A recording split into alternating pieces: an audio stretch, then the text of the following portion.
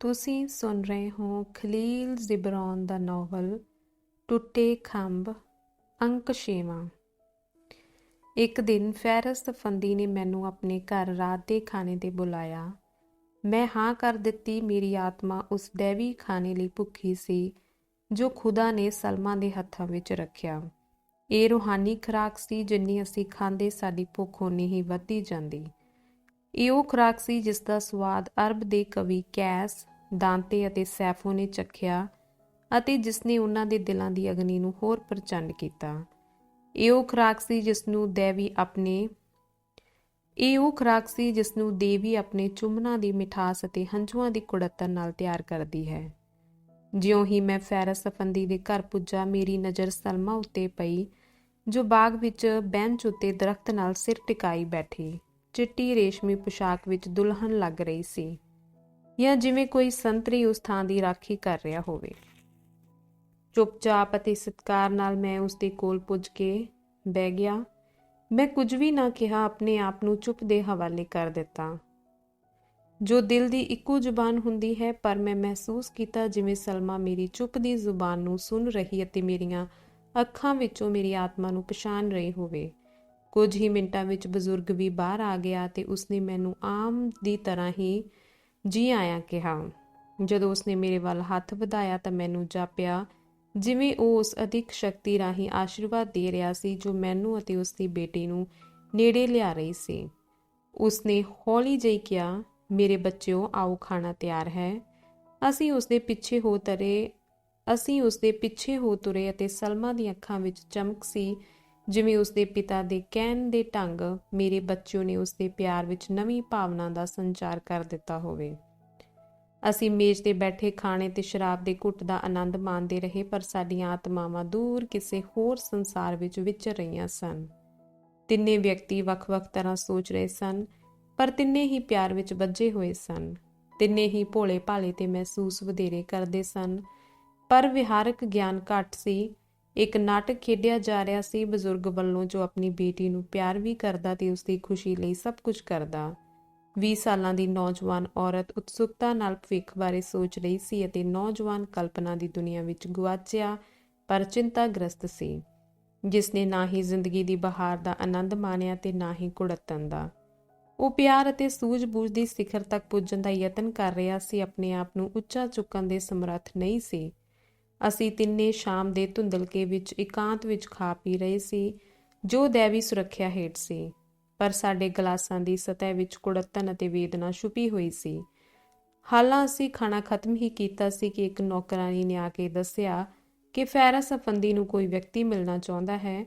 ਬਜ਼ੁਰਗ ਨੇ ਉਸ ਵਿਅਕਤੀ ਬਾਰੇ ਪੁੱਛਿਆ ਤਾਂ ਨੌਕਰਾਨੀ ਨੇ ਦੱਸਿਆ ਕਿ ਉਹ ਪਾਦਰੀ ਦਾ ਸੁਨੇਹਾ ਲੈ ਕੇ ਆਇਆ ਹੈ। ਉਸ ਚੁੱਪ ਦੇ ਪਲ ਦੌਰਾਨ ਫੈਰਸ ਅਫੰਦੀ ਨੇ ਆਪਣੀ ਬੇਟੀ ਵੱਲ ਇੰਜ ਵੇਖਿਆ ਜਿਵੇਂ ਇੱਕ ਪੈਗੰਬਰ ਪਰਮਾਤਮਾ ਦੇ ਦੈਵੀ ਭੇਦ ਵੱਲ ਝਾਤੀ ਮਾਰ ਰਿਹਾ ਹੋਵੇ।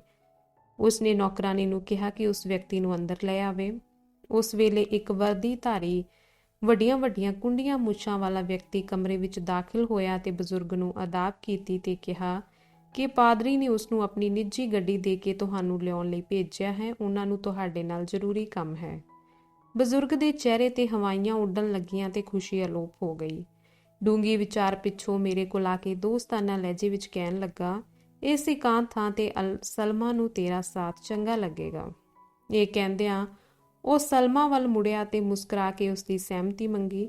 ਉਸਨੇ ਹਾਂ ਵਿੱਚ ਸਿਰ ਹਿਲਾ ਦਿੱਤਾ, ਪਰ ਮੂੰਹ ਸ਼ਰਮ ਨਾਲ ਲਾਲ ਹੋ ਗਿਆ ਤੇ ਸੁਰੀਲੀ ਮਿੱਠੀ ਆਵਾਜ਼ ਵਿੱਚ ਬੋਲੀ, ਮੈਂ ਆਪਣੇ ਮਹਿਮਾਨ ਨੂੰ ਖੁਸ਼ ਰੱਖਣ ਦਾ ਪੂਰਾ ਯਤਨ ਕਰਾਂਗੀ। ਸਲਮਾ ਆਪਣੇ ਪਿਤਾ ਅਤੇ ਪਾਦਰੀ ਦੇ ਭੇਜੇ ਹੋਏ ਵਿਅਕਤੀ ਨੂੰ ਗੱਡੀ ਵਿੱਚ ਜਾਂਦਿਆਂ ਵੇਖਦੀ ਰਹੀ, ਜਦ ਤੱਕ ਉਹ ਅਖੋਲੇ ਨਾ ਹੋ ਗਏ। ਫਿਰ ਉਹ ਆ ਕੇ ਮੇਰੇ ਸਾਹਮਣੇ ਦੀਵਾਨ, ਜਿਸ ਉੱਤੇ ਹਰੀ ਰੇਸ਼ਮੀ ਚੱਦਰ ਵਿਛੀ ਹੋਈ ਸੀ, ਬੈਠ ਗਈ। ਉਹ ਦੀਵਾਨ ਉੱਤੇ ਬੈਠੀ ਇਸ ਤਰ੍ਹਾਂ ਜਾਪਦੀ ਸੀ ਜਿਵੇਂ ਪ੍ਰਭਾਤ ਦੀ ਹਵਾ ਨਾਲ ਹਰੇ-ਹਰੇ ਘਾਹ ਦੀ ਵਿਛੀ ਦਰੀ ਉੱਤੇ ਲਿੱਲੀ ਫੁੱਲ ਝੁਕਿਆ ਹੋਵੇ। ਇਹ ਪਰਮਾਤਮਾ ਦੀ ਇੱਛਾ ਸੀ ਕਿ ਰਾਤ ਵੇਲੇ ਦਰਖਤਾਂ ਨਾਲ ਘਿਰੇ ਖੂਬਸੂਰਤ ਘਰ ਵਿੱਚ, ਜਿੱਥੇ ਚੁੱਪ, ਪਿਆਰ ਅਤੇ ਨੇਕੀ ਦਾ ਰਾਜ ਸੀ, ਮੈਂ ਤੇ ਸਲਮਾ ਇਕੱਲੇ ਸੀ। ਅਸੀਂ ਦੋਵੇਂ ਚੁੱਪ ਸਾਂ, ਇਸ ਉਡੀਕ ਵਿੱਚ ਕਿ ਪਹਿਲਾਂ ਕੌਣ ਗੱਲ ਸ਼ੁਰੂ ਕਰੇ, ਪਰ ਦੋ ਰੂਹਾਂ ਵਿੱਚ ਜਾਣ ਪਛਾਣ ਦਾ ਸਾਧਨ ਬੋਲਚਾਲ ਨਹੀਂ ਹੁੰਦਾ। ਇਹ ਹੋਠਾਂ ਜਾਂ ਜ਼ੁਬਾਨ ਤੋਂ ਨਿਕਲੇ ਸ਼ਬਦ ਨਹੀਂ ਜੋ ਦਿਲਾਂ ਨੂੰ ਇੱਕ ਦੂਜੇ ਦੇ ਨੇੜੇ ਕਰਦੇ ਹਨ। ਜੋ ਕੁਝ ਜ਼ੁਬਾਨ ਤੋਂ ਨਿਕਲਦਾ ਹੈ ਉਸ ਤੋਂ ਵੀ ਉਚੇਰਾ ਤੇ ਪਵਿੱਤਰ ਕੁਝ ਹੋਰ ਵੀ ਹੈ। ਚੁੱਪ ਸਾਡੀਆਂ ਰੂਹਾਂ ਨੂੰ ਰਸ਼ਨਾਉਂਦੀ ਹੈ, ਸਾਡੇ ਦਿਲਾਂ ਵਿੱਚ ਭੇਦ ਭਰੀ ਗੱਲ ਕਹਿੰਦੀ ਹੈ ਤੇ ਇੱਕ ਦੂਜੇ ਨੂੰ ਨੇੜੇ ਕਰਦੀ ਹੈ। ਚੁੱਪ ਸਾਨੂੰ ਸਾਡੇ ਆਪੇ ਤੋਂ ਅਲੱਗ ਕਰਦੀ ਹੈ, ਰੂਹ ਦੀ ਉਚਾਈ ਵਿੱਚ ਤਾਰੀਆਂ ਲਵਾਉਂਦੀ ਹੈ ਅਤੇ ਸਾਨੂੰ ਖੁਦਾ ਦੇ ਨੇੜੇ ਲਿਆਉਂਦੀ ਹੈ। ਇਹ ਸਾਨੂੰ ਅਹਿਸਾਸ ਕਰਵਾਉਂਦੀ ਹੈ ਕਿ ਜਿਸਮ ਤਾਂ ਕੇਵਲ ਕੈਦਖਾਨਾ ਹਨ ਅਤੇ ਸੰਸਾਰ ਦੇਸ਼ ਨਿਕਾਲੇ ਦੀ ਥਾਂ। ਸਲਮਾ ਨੇ ਮੇਰੇ ਵੱਲ ਵੇਖਿਆ ਤੇ ਉਸਦੀ ਨਜ਼ਰ ਦਿਲ ਦਾ ਭੇਦ ਕਹਿ ਗਈ। ਫਿਰ ਹੌਲੀ ਜਿਹੀ ਬੋਲੀ, ਆਓ ਬਾਗ ਵਿੱਚ ਚੱਲ ਕੇ ਦਰਖਤਾਂ ਹੇਠ ਬੈਠੀਏ ਅਤੇ ਪਹਾੜਾਂ ਦੇ ਪਿੱਛੋਂ ਦੀ ਨਿਕਲਦੇ ਚੰਦਰਮਾ ਨੂੰ ਦੇਖੀਏ। ਉਸ ਦਾ ਕਿਹਾ ਮੰਨ ਕੇ ਮੈਂ ਆਪਣੀ ਜਗ੍ਹਾ ਤੋਂ ਉੱਠਿਆ, ਪਰ ਕੁਝ ਹਿਚਕਿਚਾ ਕੇ। ਕੀ ਤੇਰੇ ਖਿਆਲ ਵਿੱਚ ਇੱਥੇ ਬੈਠਣਾ ਜ਼ਿਆਦਾ ਠੀਕ ਨਹੀਂ, ਜਦ ਤੱਕ ਚੰਦਰਮਾ ਉੱਚਾ ਹੋ ਕੇ ਬਾਗ ਨੂੰ ਰੁਸ਼ਨਾ ਨਹੀਂ ਦਿੰਦਾ? ਮੈਂ ਕਿਹਾ, ਹਨੇਰਾ ਫੁੱਲਾਂ ਤੇ ਬੂਟਿਆਂ ਨੂੰ ਛੁਪਾ ਲੈਂਦਾ ਹੈ, ਅਸੀਂ ਕੁਝ ਵੀ ਨਹੀਂ ਦੇਖ ਸਕਦੇ। ਪਰ ਉਸਨੇ ਕਿਹਾ, ਜੇ ਹਨੇਰਾ ਦਰਖਤਾਂ ਤੇ ਫੁੱਲਾਂ ਨੂੰ ਸਾਡੀਆਂ ਨਜ਼ਰਾਂ ਤੋਂ ਛੁਪਾ ਲੈਂਦਾ ਹੈ, ਪਰ ਇਹ ਸਾਡੇ ਦਿਲਾਂ ਵਿਚਲੇ ਪਿਆਰ ਨੂੰ ਨਹੀਂ ਛੁਪਾ ਸਕੇਗਾ। ਅਜੀਬ ਜਿਹੇ ਅੰਦਾਜ਼ ਵਿੱਚ ਇਹ ਸ਼ਬਦ ਕਹਿੰਦਿਆਂ ਉਹ ਨਜ਼ਰਾਂ ਘੁਮਾ ਕੇ ਖਿੜਕੀ ਤੋਂ ਬਾਹਰ ਦੇਖਣ ਲੱਗੀ। ਮੈਂ ਚੁੱਪਚਾਪ ਉਸਦੇ ਕਹੇ ਸ਼ਬਦਾਂ ਨੂੰ ਵਿਚਾਰਨ ਲੱਗਾ, ਹਰ ਸ਼ਬਦ ਦੇ ਅਸਲੀ ਅਰਥ ਦੀ ਤਹਿ ਤੱਕ ਪੁੱਜਣਾ ਚਾਹਿਆ। ਉਸਨੇ ਮੇਰੇ ਵੱਲ ਵੇਖਿਆ ਜਿਵੇਂ ਆਪਣੇ ਕਹੇ ਸ਼ਬਦਾਂ ਤੇ ਪਛਤਾ ਰਹੀ ਹੋਵੇ, ਆਪਣੀਆਂ ਨਜ਼ਰਾਂ ਦੇ ਜਾਦੂ ਨਾਲ ਮੇਰੇ ਕੰਨਾਂ ਵਿੱਚੋਂ ਉਹਨਾਂ ਸ਼ਬਦਾਂ ਨੂੰ ਵਾਪਸ ਲੈਣਾ ਚਾਹੁੰਦੀ ਹੋਵੇ, ਪਰ ਉਹ ਨਜ਼ਰਾਂ ਉਸਦੇ ਕਹੇ ਸ਼ਬਦਾਂ ਨੂੰ ਭੁਲਾਉਣ ਦੀ ਥਾਂ ਮੇਰੇ ਦਿਲ ਦੀ ਗਹਿਰਾਈ ਵਿੱਚ ਖੁੱਭ ਕੇ ਪਿਆਰੇ ਤੇ ਪ੍ਰਭਾਵਸ਼ਾਲੀ ਸ਼ਬਦ ਦੁਹਰਾ ਰਹੀਆਂ ਸਨ, ਜੋ ਹਮੇਸ਼ਾ ਲਈ ਮੇਰੀ ਯਾਦ ਦਾ ਹਿੱਸਾ ਬਣ ਚੁੱਕੇ ਸਨ। ਇਸ ਸੰਸਾਰ ਵਿੱਚ ਖੂਬਸੂਰਤੀ ਅਤੇ ਬੜੱਪਨ ਮਨੁੱਖ ਦੇ ਮਨ ਵਿੱਚ ਪੈਦਾ ਹੋਏ ਇੱਕੋ ਵਿਚਾਰ ਜਾਂ ਭਾਵ ਦੀ ਉਪਜ ਹੈ। ਬੀਤੀਆਂ ਨਸਲਾਂ ਰਾਹੀਂ ਬਣਾਈ ਹਰ ਚੀਜ਼ ਜੋ ਅੱਜ ਸਾਡੇ ਸਾਹਮਣੇ ਹੈ, ਹੋਂਦ ਵਿੱਚ ਆਉਣ ਤੋਂ ਪਹਿਲਾਂ ਇੱਕ ਪੁਰਸ਼ ਦੇ ਮਨ ਵਿੱਚ ਉਪਜਿਆ ਵਿਚਾਰ ਜਾਂ ਔਰਤ ਦੇ ਦਿਲ ਵਿੱਚ ਪੈਦਾ ਹੋਈ ਉਮੰਗ ਸੀ। ਕ੍ਰਾਂਤੀਆਂ ਜੋ ਲਹੂ ਵਹਾ ਕੇ ਹੋਂਦ ਵਿੱਚ ਆਉਂਦੀਆਂ ਅਤੇ ਮਨੁੱਖ ਨੂੰ ਆਜ਼ਾਦੀ ਵੱਲ ਪ੍ਰੇਰਿਤ ਕਰਦੀਆਂ ਹਨ, ਹਜ਼ਾਰਾਂ ਆਦਮੀਆਂ ਵਿੱਚੋਂ ਕਿਸੇ ਇੱਕ ਆਦਮੀ ਦੇ ਮਨ ਵਿੱਚ ਆਇਆ ਵਿਚਾਰ ਹੁੰਦਾ ਹੈ। ਤਬਾਹਕੁਨ ਜੰਗਾਂ ਜਿਨ੍ਹਾਂ ਨੇ ਸਲਤਨਤਾਂ ਤਬਾਹ ਕਰ ਦਿੱਤੀਆਂ, ਕਿਸੇ ਇੱਕ ਵਿਅਕਤੀ ਦੇ ਮਨ ਵਿੱਚ ਉਪਜਿਆ ਵਿਚਾਰ ਸਨ। ਮਹਾਨ ਉਪਦੇਸ਼ ਜਿਨ੍ਹਾਂ ਨੇ ਇਨਸਾਨੀਅਤ ਦੇ ਜੀਵਨ ਢੰਗ ਨੂੰ ਹੀ ਬਦਲ ਕੇ ਰੱਖ ਦਿੱਤਾ, ਉਹ ਮਨੁੱਖ ਦੇ ਵਿਚਾਰ ਦੀ ਹੀ ਦੇਣ ਸਨ, ਜਿਸ ਦੀ ਪ੍ਰਤਿਭਾ ਨੇ ਉਸਨੂੰ ਉਸ ਦੇ ਆਲੇ ਦੁਆਲੇ ਤੋਂ ਅੱਡਰਾ ਰੱਖਿਆ।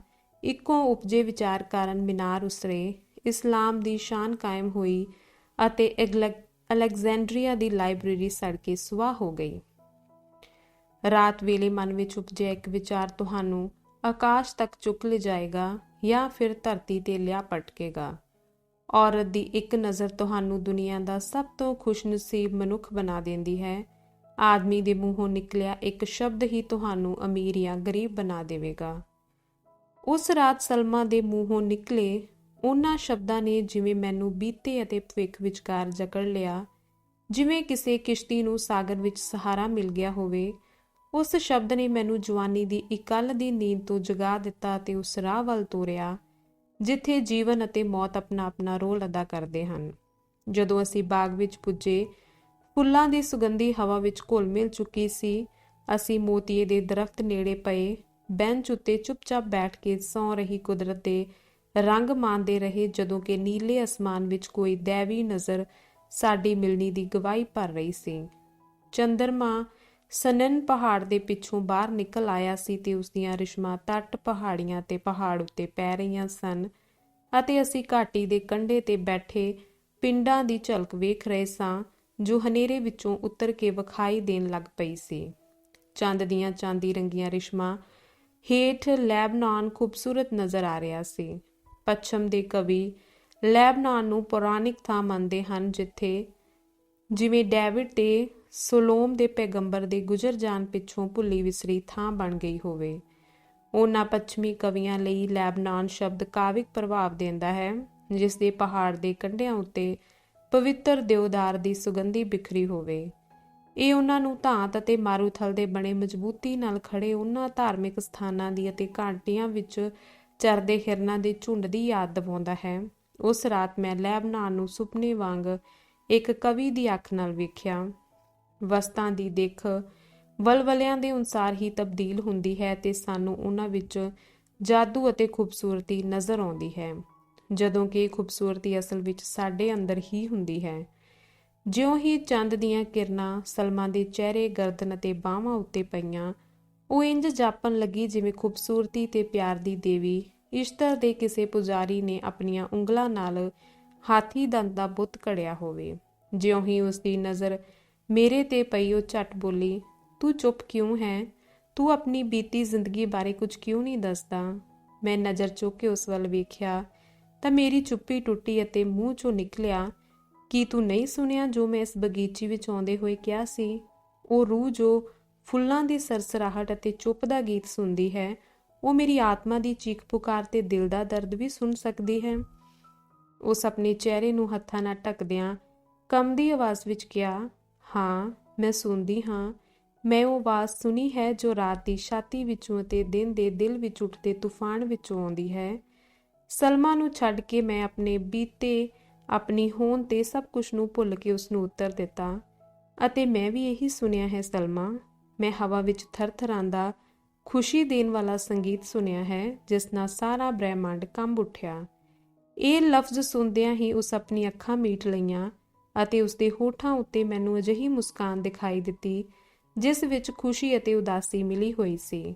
ਉਹ ਹੌਲੀ ਜਿਹੀ ਬੋਲੀ, ਹੁਣ ਮੈਨੂੰ ਸਮਝ ਆਈ ਹੈ ਕਿ ਕੁਝ ਹੋਰ ਵੀ ਹੈ ਜੋ ਆਕਾਸ਼ ਨਾਲੋਂ ਉਚੇਰਾ, ਸਾਗਰ ਨਾਲੋਂ ਡੂੰਘਾ ਅਤੇ ਜੀਵਨ ਮੌਤ ਦੇ ਵਕਤ ਨਾਲੋਂ ਅਜੀਬ ਹੈ।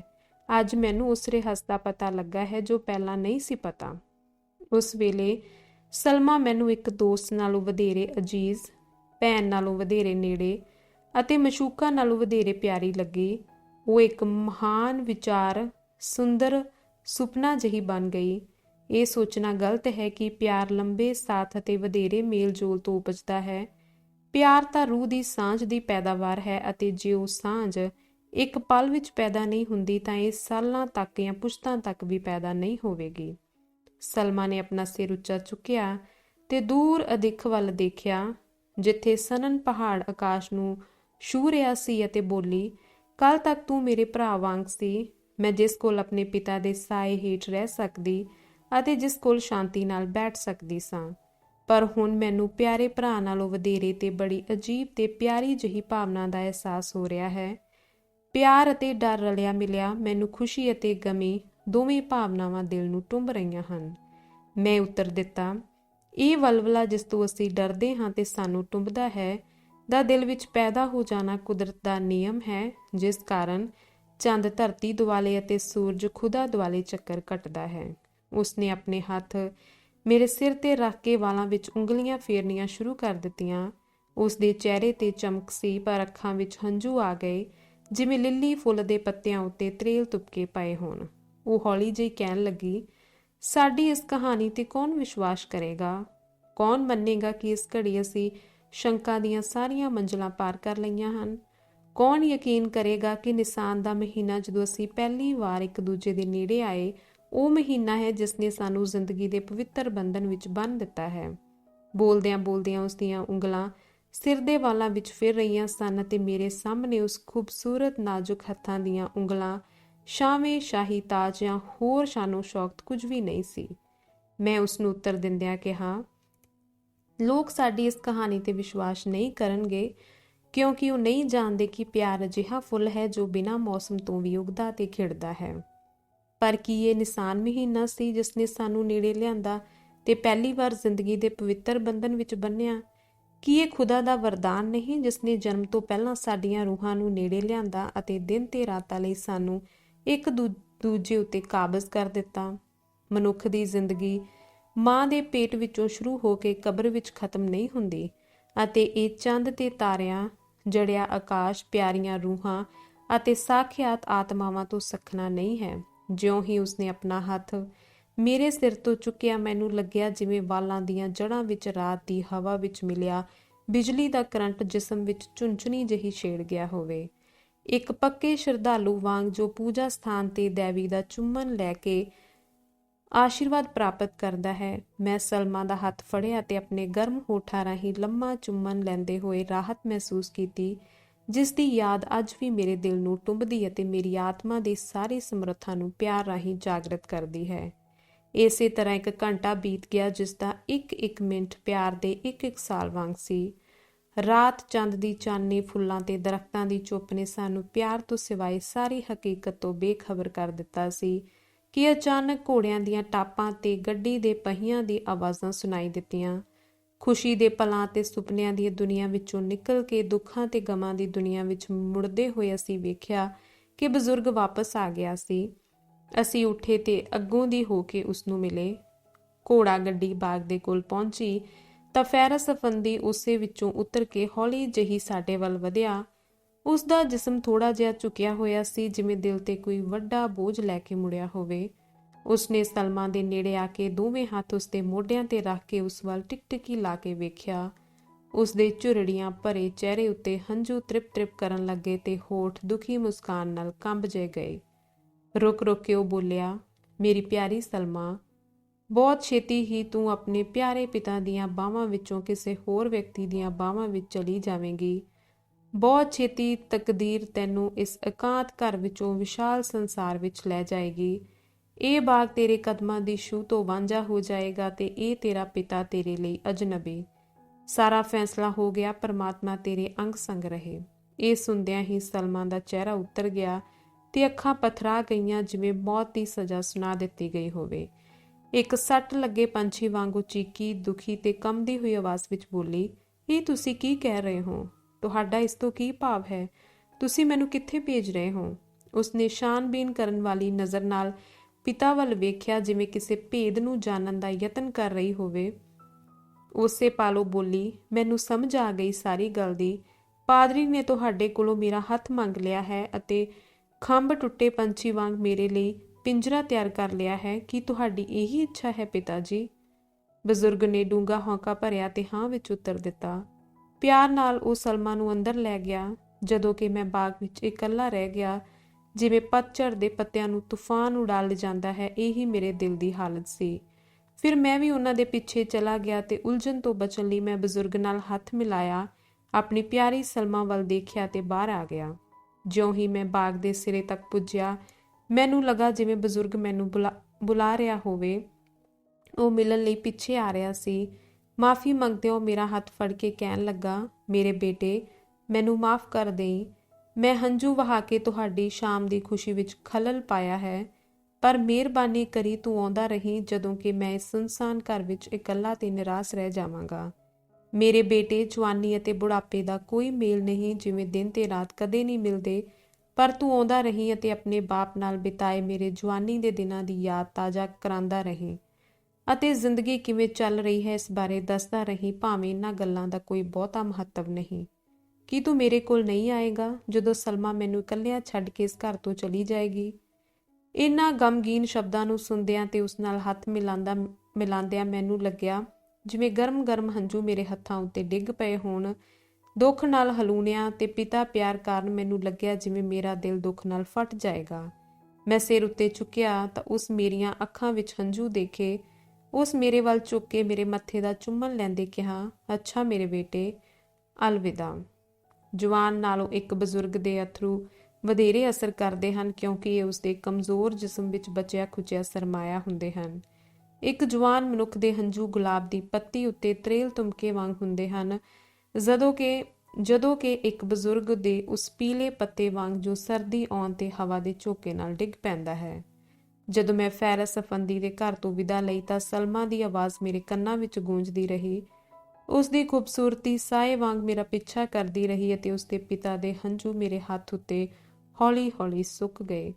ਮੇਰਾ ਉੱਥੋਂ ਆਉਣਾ ਇੰਜ ਸੀ ਜਿਵੇਂ ਆਦਮ ਦਾ ਸਵਰਗ 'ਚੋਂ ਆਉਣਾ, ਪਰ ਮੇਰੇ ਦਿਲ ਦੀ ਮਲਕਾ ਹਵਾ ਸਾਰੇ ਸੰਸਾਰ ਨੂੰ ਅਦਨ ਬਣਾਉਣ ਲਈ ਮੇਰੇ ਨਾਲ ਨਹੀਂ ਸੀ।